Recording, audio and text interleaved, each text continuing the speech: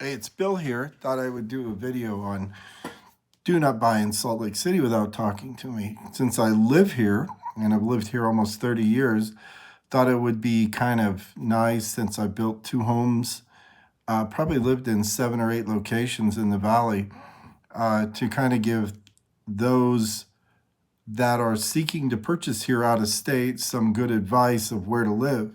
This is drastically different neighborhoods in each of these areas in Salt Lake or Utah Valley. I'm going to start today with Salt Lake. My end game is if you're out of state and you want me to help you find a house and you're buying them without flying out and seeing them, I can offer that service. You just email me at bill@sattree.com.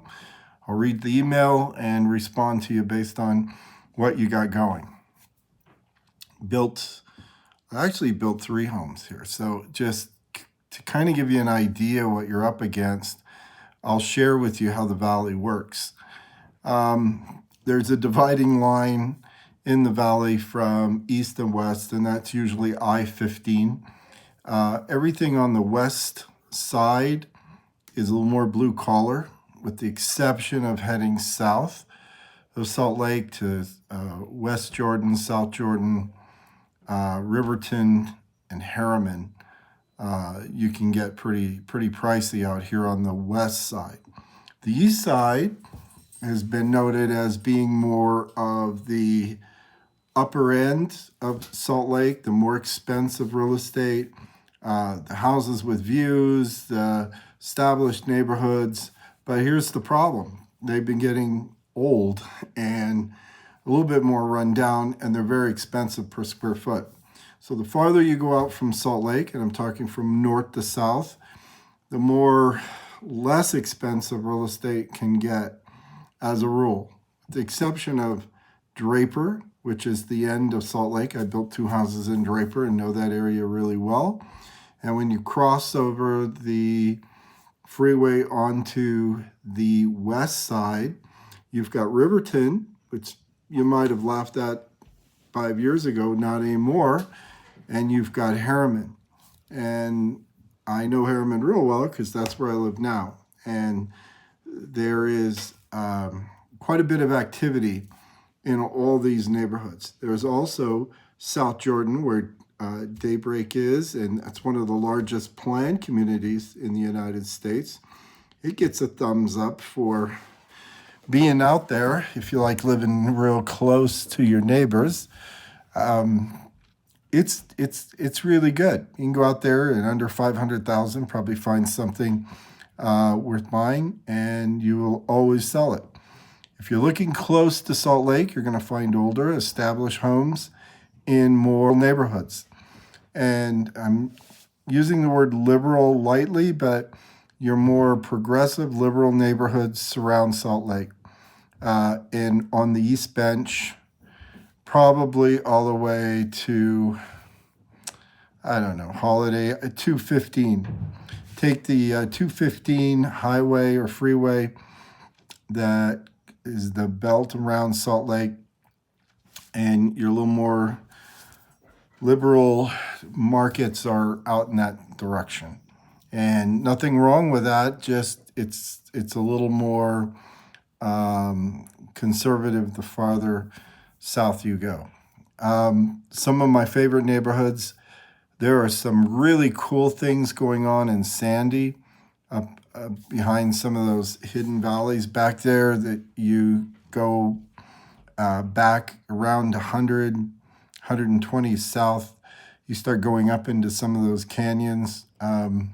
Little Cottonwood has got some pretty cool things going on. If you got the money, that's probably one of the places to be, is around Little Cottonwood Canyon and that surrounding area.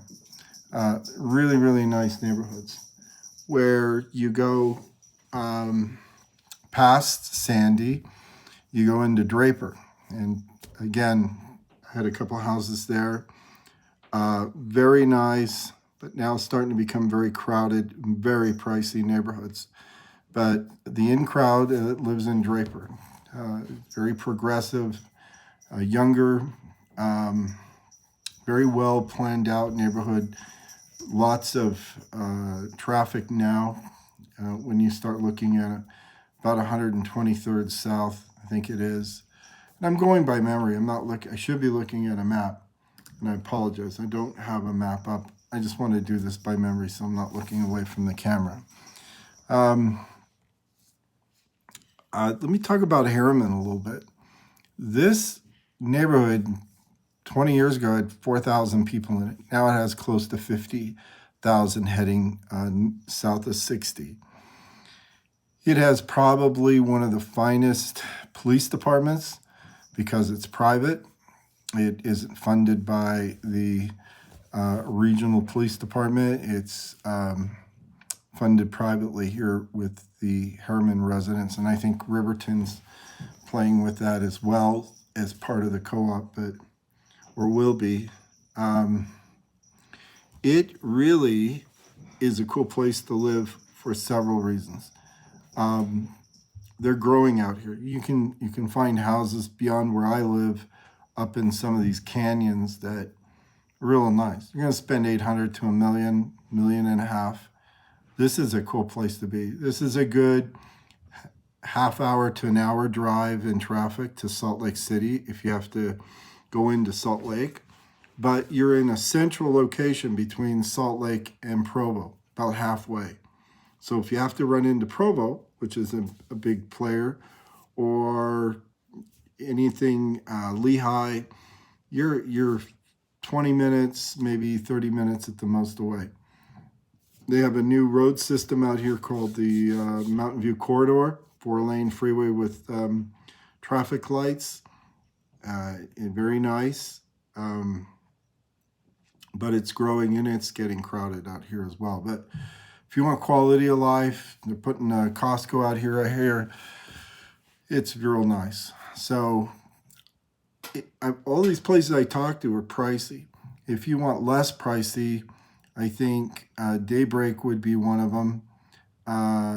If you want to go a little more inexpensive in West Jordan, kind of in that area, they're building in Olympus Hills, I don't know, 20,000 homes. It's like huge. And I may be wrong. Don't quote me on the number, but there's a big number going out there, and it's going to be, halfway to Salt Lake. I'm only 25, 30 minutes from the airport here in Harriman because there's the Bangerter Highway that they're upgrading to having less lights. And it's kind of a freeway to the airport. So the access to the airport of this whole valley is a half hour to 45 minutes. You're not going to go too wrong in Salt Lake with those neighborhoods I mentioned. Suncrest is a Draper community that was new 10, 15 years ago. You climb this hill for 1,000 feet or so. It's a dramatic climb, 4-lane highway, all the way up to the top of Daybreak. And you're sitting on top of Salt Lake. It's the same elevation, I understand, as Park City.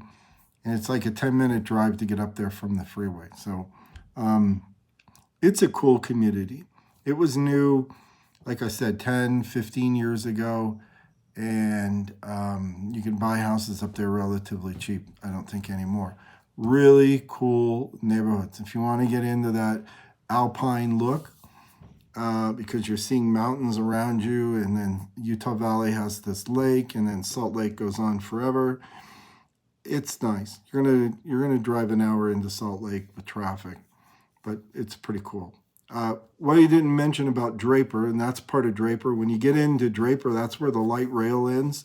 So theoretically, you could live in Draper, drop your car, and take light rail into Salt Lake, probably an hour ride, or take it to the airport. So when I lived there, they just put that in. It was pretty neat. I recommend Draper as well. Nice area. You'll be paying it for, taxes are going to be what they are. I'm trying to think if I forgot anything. Stay away from the freeways. They're noisy, create pollution. And this is just me, but when I look out in my view and I'm on kind of a little mountain here or hill, I can look out over Salt Lake. Salt Lake has a smog problem in the winter. It's a challenge, December, January, February, where they get an inversion. And I see more of the inversion over there on the east side of the bench than I do over here. But I'm sure if you look over here, you would think the same thing. But it seems like the smog kind of bangs up against that group of mountains on the east side. This is just my opinion. So there you have it. That's Salt Lake.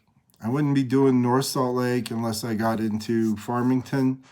If you have to go north of Salt Lake, Farmington is a really good, damn good neighborhood. It's got this new mall concept, that great stores, top of the line 4 and 5 star restaurants where you walk around outside. So, and it's cheaper to live up North Salt Lake, get dogged in. It's a lot more inexpensive.